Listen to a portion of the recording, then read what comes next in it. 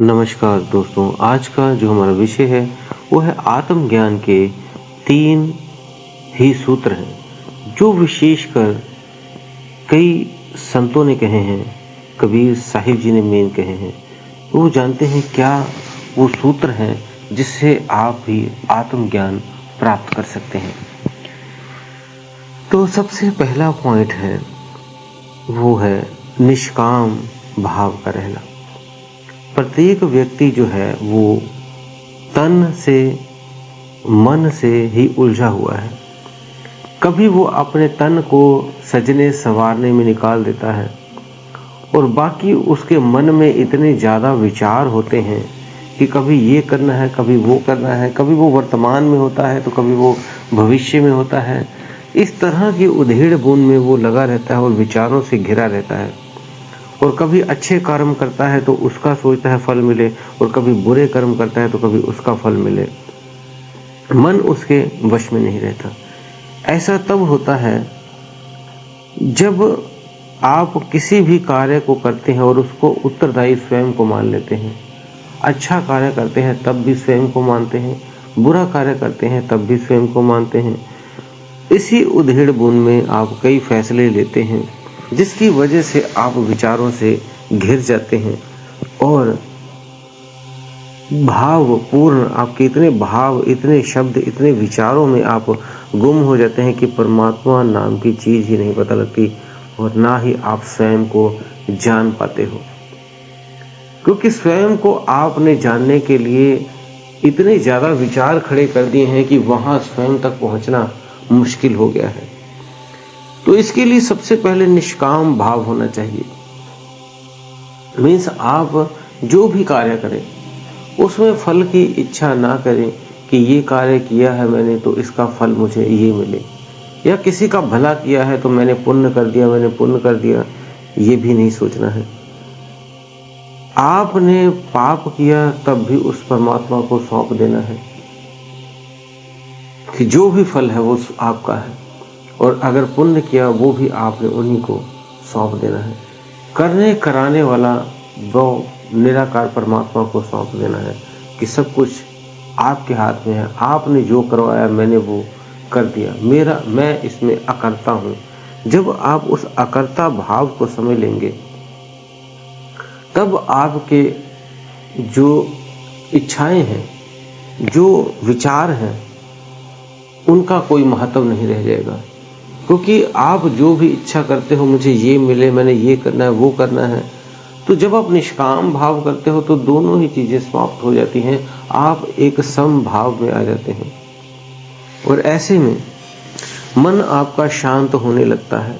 और जब मन शांत हो जाता है तो इस ज्ञान गंगा से वो जब शीतल और पवित्र और शांत हो जाता है तो स्वतः ही आप आत्म तत्व की तरफ ये अग्रसर हो जाते हैं। तो ये आपका पहला सूत्र है जिसमें आप प्रवेश लेते हो।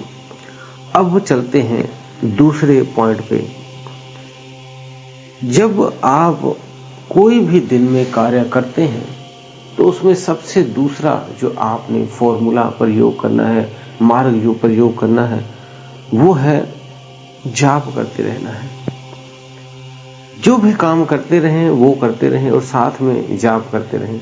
जैसे आपकी श्वास चल रही है तो आप तब भी काम कर रहे हैं, श्वास की तरफ ध्यान नहीं देते कि श्वास चलने के साथ दिल कैसे चल रहा है, दिमाग कैसे चल रहा है, पेट कैसे क्या कर रहा है, हाथ क्या कर रहे हैं, आप बिल्कुल ध्यान नहीं देते। आपका एक ही टारगेट होता है कि जो काम करते हैं वो उसके ऊपर कॉन्सेंट्रेट करते हैं। जैसे आपने कोई मशीन बनाते हैं या कोई बाइक आप तैयार कर रहे हैं तो आपका पूरा कॉन्सेंट्रेशन उस बाइक की तरफ होगा, इसको रिपेयर करके तैयार करके बनाना है। तो जब ऐसा आप करते हैं तो धीरे धीरे जो जाप है यही आपका अजपा में बदल जाएगा। और जब ये अजपा जाप में बदल जाता है तब आपकी स्थिति दूसरे स्तर पे पहुंच जाती है। लेकिन ये नहीं, कई व्यक्ति कहते हैं मैंने कुछ दिन किया कुछ हो नहीं रहा। नहीं, करते रहिए। कहते हैं करत करत अभ्यास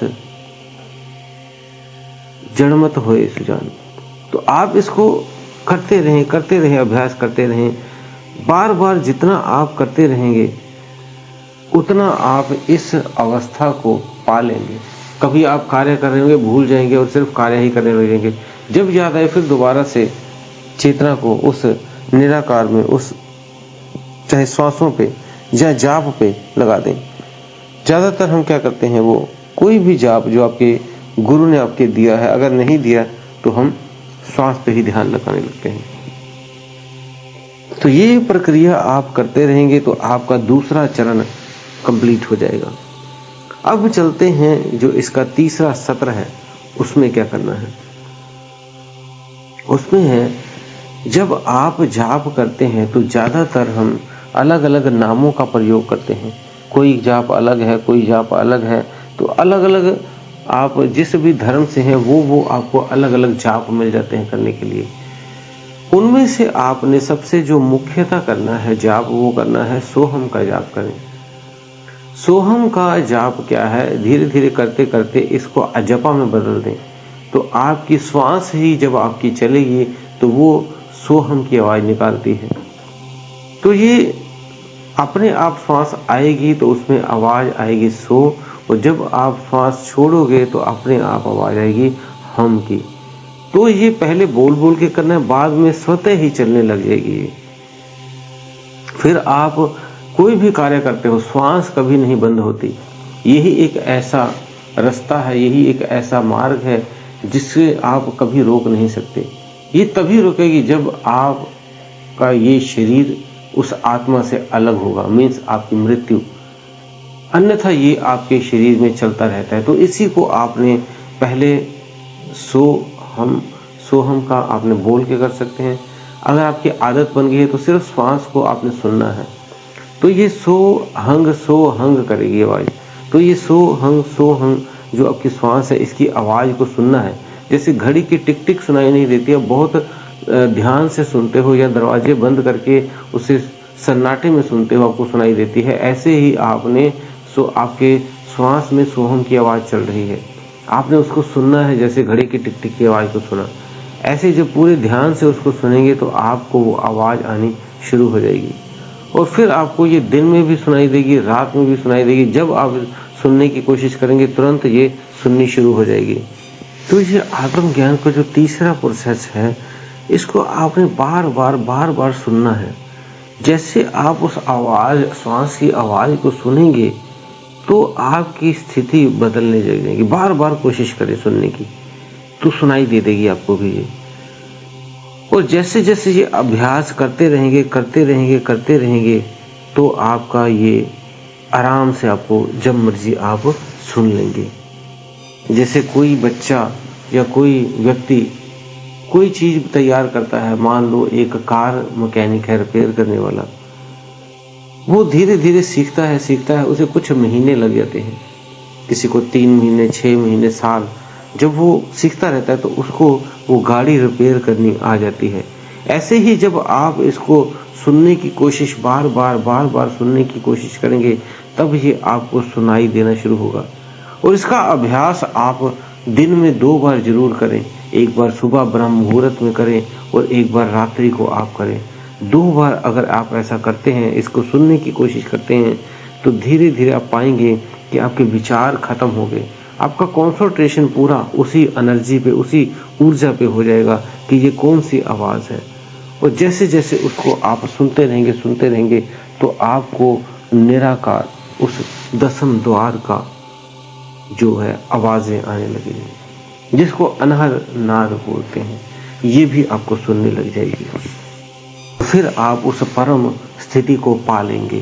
क्योंकि ये आप ध्यान रहे, जो आप इच्छाएं करते हैं, इसको इच्छाएं ही आपको सुख और दुख प्रकट करती हैं, और यही आपके बंधन का कारण भी है।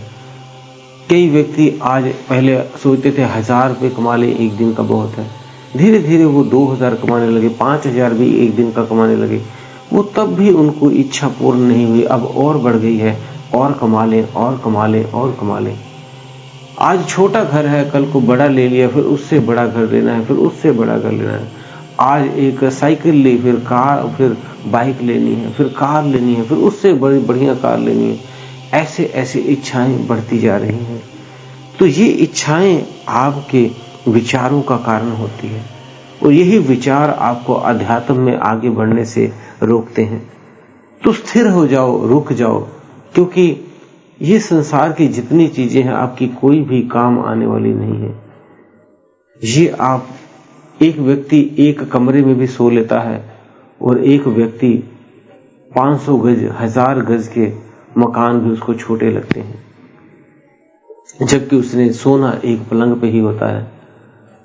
और जब उसने खाना वही 2 रोटियां हैं, लेकिन उसके लिए वो अलग अलग चीजें व्यवस्था करता रहता है। क्या जरूरत है इतने फैलाव की कि स्वयं उसमें गुम हो जाओ, स्वयं को भूल जाओ और बाहरी मुखी हो जाओ। और जब बाहरी मुखी हो जाएंगे तो स्वयं को कभी जान नहीं पाएंगे, पा नहीं पाएंगे। तो इसलिए इच्छाओं को सीमित रखें। जितनी आपकी इच्छाएं सीमित होंगी उतना आप अपने भीतर शीघ्र उतर पाएंगे। तो इसलिए इच्छाओं की कभी कोई सीमा नहीं होती, ये असीमित है। इन्हें आप पूरा जीवन लगाएंगे तब भी ये पूर्ण नहीं होगी। इसलिए इसे रोक दें, जो हो रहा है होने दें। फिर ये तीनों स्टेप आपको उस आत्म ज्ञान तक, आपके उस परमात्म ज्ञान तक आपको पहुंचा देंगे। तो दोस्तों, उम्मीद है दी हुई जानकारी से आप संतुष्ट होंगे। वीडियो अच्छी लगे तो आप लाइक जरूर किया करें। और दोस्तों, अगर आप हमारे चैनल पर नए हैं तो चैनल को सब्सक्राइब करके बेल बटन को दबा दें। इसी के साथ आप सभी से हम विदा लेते हैं। धन्यवाद।